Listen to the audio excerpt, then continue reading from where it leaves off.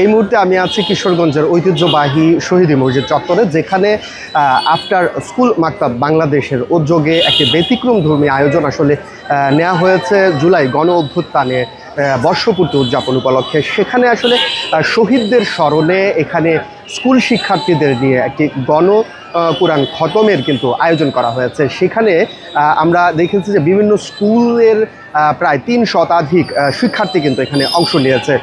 দারুল আরকাম ইনস্টিটিউটের যে শিক্ষার্থীরা রয়েছে এখানে এই আফটার স্কুল মাকতাব বাংলাদেশের আয়োজনে এখানে তরুণ আলেম প্রজন্ম নামে আরেকটি সংগঠন কিন্তু তাদের সহযোগিতায় রয়েছে। তারা কিন্তু সামগ্রিকভাবে এখানে এই আয়োজনটি ব্যতিক্রমী এই আয়োজনটি নিয়েছে।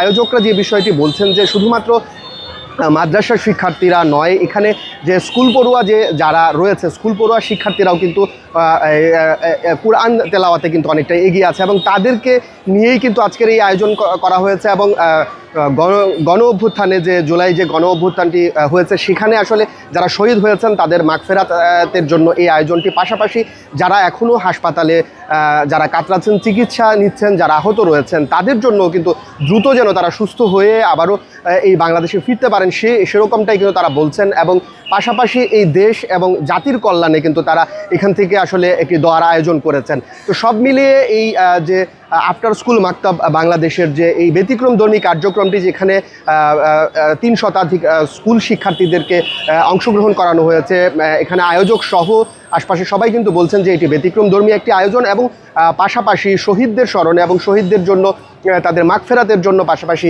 জুলাই আন্দোলনে যারা আহত হয়েছেন তাদের আসলে দ্রুত সুস্থতা কামনায় কিন্তু এটি একটি ব্যতিক্রমধর্মী আয়োজন। তো এই ছিল আমার কাছে কিশোরগঞ্জের শহীদ মসজিদ চত্বর থেকে সর্বশেষ তথ্য।